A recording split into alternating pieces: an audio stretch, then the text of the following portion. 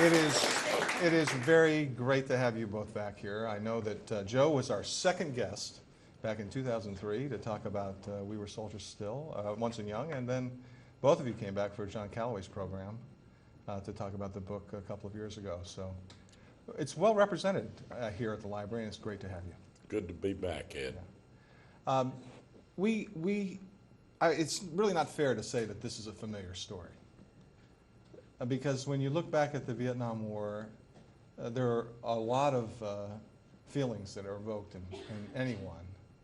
But definitively, in combat, for a great part of the public, this is a very, very, very significant, emblematic moment for them.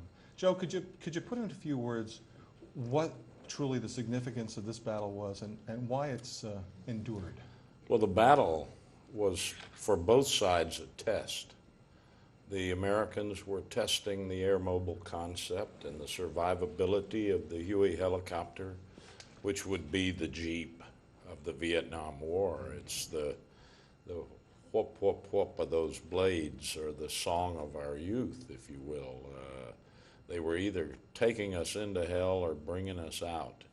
And this was the test. Would this new theory work of putting infantrymen in the air and allowing them to leapfrog over terrain that once you had to cover on foot? For the North Vietnamese, it was equally a test, because they told us, General Jacques told us, we knew how to fight the French. They fought with vehicles on the road, tanks, armored cars. But you guys are coming with all these helicopters and all this high-tech weaponry, and we wanted to bring you to battle to see how to fight you. And toward that end, they sent a lieutenant colonel historian down the Ho Chi Minh Trail, 2 months walking, to arrive in time to actually be near the battlefield as we were fighting. And he wrote a pamphlet, 70 pages long, how to fight the Americans.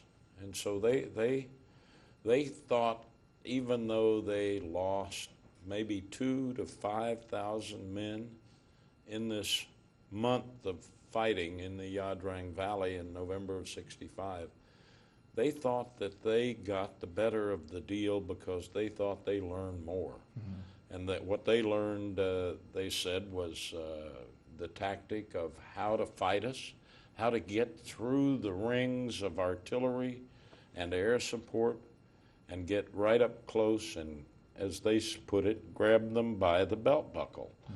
Then it's man on man, one against one, and they were as good infantry, light infantry, as were the men of the 1st Cavalry Division. So this was a grinding collision that had a great impact on the future conduct of the war by both sides. Mm-hmm. Now, in the book, you talk about the cultural stream of the Vietnamese, looking at their history, and Vietnam is a very small little part of that cultural stream, but they look back at the French war, the Japanese, and the Japanese. John Moore, could you tell us a little bit about the historical significance of the lessons learned from the French and why we didn't learn from those lessons in Vietnam? Sure. I have long been a student of military history. Before I went to West Point and during West Point and after West Point, that's all I read. I was at West Point teaching during the Battle of Dien Bien Phu, when the French were defeated in May of 1954. And we had no TV in those days. I didn't have the money to buy one. And I listened to the radio every night to the announcers telling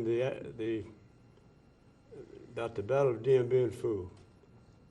And I grieved over these Frenchmen and their South Vietnamese allies, because I knew that they were in a difficult position. They were totally surrounded, that they were going to be defeated. It really comes down to one thing, that the North Vietnamese wanted the white man out of their country. They wanted to run the country themselves. And they were willing to sacrifice hundreds and thousands of their youth and their women who were subjected to bombing to achieve that goal. I fought in the Korean War for a year and a half, Pork Chop Hill, T-Bone, Old Baldy. I was a rifle company commander. But I have never fought as tough a battle as we fought in the Adrang Valley in November '65. We were grossly outnumbered, and the only reason we got through that fight was because we had magnificent air support from the Army, from the Navy, Marine Corps, Air Force, and because I had great soldiers, many of whom are here tonight. And I'd like every one of my troopers who fought in that battle stand up and be recognized right now.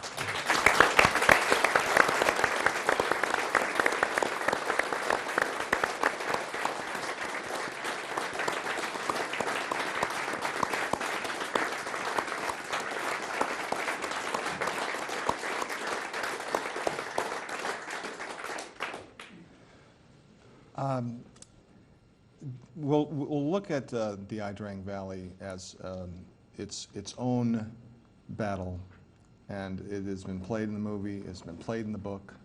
The first book talked about the second landing zone, Albany. Yep. You know, your troops leave.